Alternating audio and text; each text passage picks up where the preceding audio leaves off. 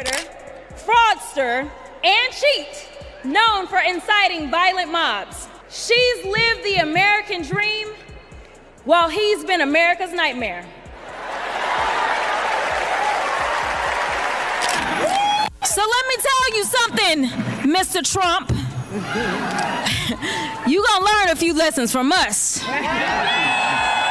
And I'm gonna be the first one. You and your little friend off of Twitter. Y'all about to find out. People, hold on to your seats because Jasmine Crockett just defeated Melania Trump and Donald Trump in real time on television. Additionally, it's a masterclass in vicious clapbacks. The Trumps were rendered speechless and red-faced by Jasmine's unprecedented exposure of them in a moment of unadulterated, unfiltered gold. She said something you won't believe. Prepare yourself for an epic roast because Jasmine is coming for them. You won't want to miss this ultimate expose either. I want you to know that the crisis is here. That's right. I want you to know that the power belongs to the people, though, y'all. That's right. Do not feel powerless. In this moment, as the vice president said as she conceded the election, she said, dark times may be ahead of us, but she said it's only in the darkness that we can see the stars. I am telling you right now that the stars are right here.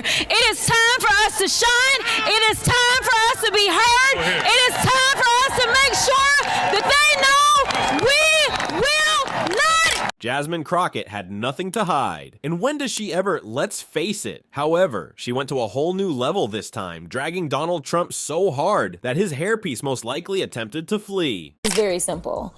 We right now have a white supremacist that is sitting in the White House. He is backed up by other white supremacists. And if you really want to know who the criminals are in this country, you can Google it. You don't have to trust me. But the people that commit 80% of the most violent crimes in this country are white supremacists. Yet for whatever reason, they sit and they serve at the pleasure of the president. They are the ones that were there on January 6th, tearing our democracy down physically. And now we have them tearing us down. Subscribe if you're enjoying it. It all began when the former president, who is also known as America's most grumpy grandfather, attempted to play the victim once more. Trump was crying on TV as usual, claiming that everyone is out to get him, that he is the true victim, and that the world is unfair. He's been telling the same sob story ever since he lost the election, you know. Right now, he's just background noise, scratched up and out of tune, like a broken record at a conspiracy theorist's yard sale. This is not what we should be doing. I don't even know why we fighting with Greenland. Why we fighting with Greenland? We fighting with Canada. We fighting with Mexico. Yet we in love with Putin. What is happening? Like, this is not America. This is a terrible nightmare. Somebody slap me and wake me the fuck up because I'm ready to get on with it. Jasmine, though? Oh, she was having none of it. Even Trump's attorneys likely needed a moment to recover from the devastating verbal smackdown that the Texas congresswoman, who, let's face it, has perfected the art of clapbacks like a seasoned roast master, delivered. She did more than simply read him. She gave him the documentary, the live-action adaptation, and the uncut audiobook. Just imagine, we've got to go through this for a total of 4 years. I think that today will probably mean more to my district than my last swearing in, because we are definitely living in scarier times. And so I am so elated and grateful, number one, to have another opportunity to serve, but more importantly, to be able to share in my swearing in for a second term with the people that send me to DC. And again, the only people that can fire me, regardless of how many other people around the country want me to be fired.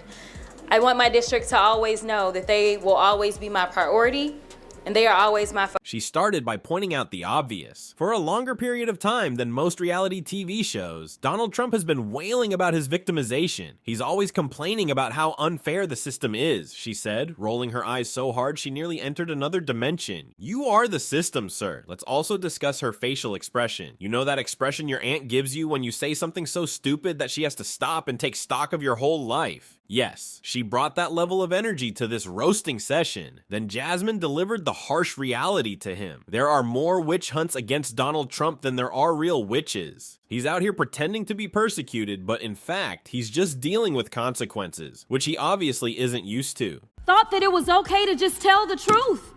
Instead, we're pushing conspiracy theories, and some of them are killing people. It's the same thing that we have coming out of Doge. It's the reason that people are dying. It's the reason that farmers are losing their farms, because we continue to peddle conspiracy theories. It is time for us to say, Mr. President, guess what? Russia invaded Ukraine. Can we at least agree on that one? Facts matter. Y'all, this is literally potentially putting us into an international crisis. We may be heading towards the next world war because we have a president that wants to pal around with Putin and wants to do everything to make him feel good, including lying about who invaded who. She wasn't finished, though. Trump is the only man who treats indictments like Pokemon cards, she said, bringing up his legal issues. You have to catch them all. And she doubled down when someone in the audience laughed. He's gonna need a punch card now. Get the 10th felony free when you buy 9. Twitter, or X, if Elon ruined your vocabulary, took off right away. Trump's iconic pout was being photoshopped onto pacifiers and baby bottles in a flurry of memes. Jasmine Crockett just sent Trump to the shadow realm, one user wrote. Another person merely shared a gif of Judge Judy rolling her eyes and wrote, "Cry more." In the meantime, Trump posted one of his trademark all-caps tirades on social media, as he usually does. Ultimately, Jasmine Crockett fulfilled her obligations. She served Trump cold, gathering him up like leftovers. To be honest, we enjoy seeing it. Unfortunately, all of MAGA are beholden to their little leader, and they will do anything to get his stamp of approval. Jasmine Crockett exposed every lie, every justification, and every absurd assertion made by Trump live on national television. Instead of simply exposing him, she placed him on a symbolic rotisserie, cooked him slowly, and served him a dose of reality with a dash of boy sit down. Because, let's face it, Trump has been seen flinging subpoenas over his shoulder, laughing, and flying around on his broom like a witch hunt gone wrong. There are more indictments against the man than good solicitors. He has more indictments than effective legal strategies, so forget about that.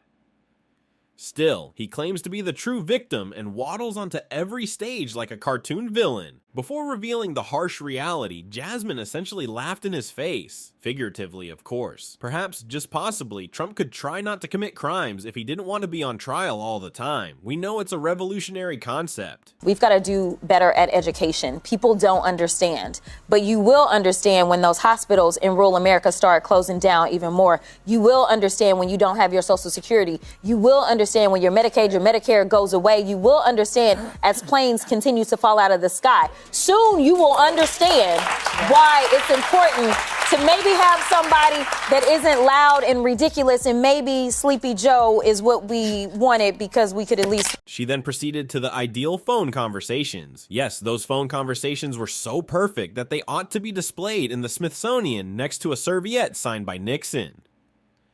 Trump characterizes every dubious, possibly unlawful conversation he has ever had as flawless, as Jasmine pointed out.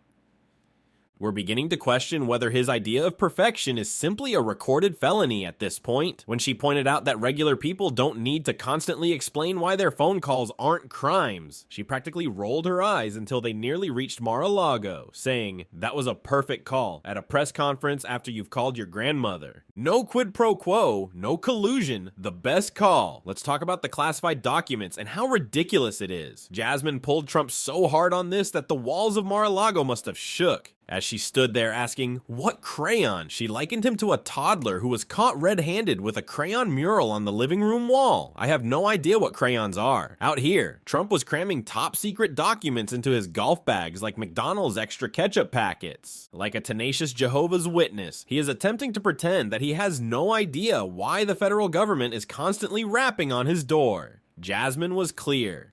Perhaps don't make your resort the National Archives if you don't want the FBI to show up. Just an idea. The question before us is, will a vindictive, vile villain violate voters' vision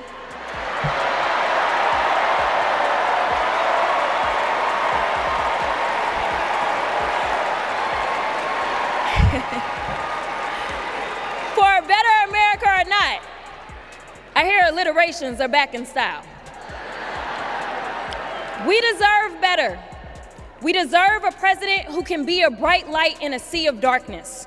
one who will pull us forward, because we won't go back. Naturally, she also pointed out his irrational assertions about winning the 2020 election. In addition to disproving it, Jasmine destroyed it, ran a truck over it, and, just for good measure, burned the remnants. According to her, Trump is like that guy who loses a game of Uno, then flips the table and says he won because he had a gut feeling. The harsh reality check came quickly. He was defeated. He lost to Magnus Carlsen more forcefully than a child losing a game of chess. Harder than a guy who just started going to the gym and tries to bench press 300 pounds. More difficult than being friend-zoned in front of the entire cafeteria as a middle school student. It was far from it. And not only was the scoreboard unbalanced, it was downright offensive. However, in typical Trump fashion, he doubled down and said that the system was rigged, the representatives were blind, and that he actually won by a landslide if you just read the right votes, and only the ones that supported him. Jasmine didn't tolerate that. In a major lawsuit, she played the tape, rolled the receipts, and shut it down faster than a bootleg streaming website. Like a mirage in the desert, even his most ardent supporters had to squint and act as though they saw something that wasn't there. Season instead of cuffing season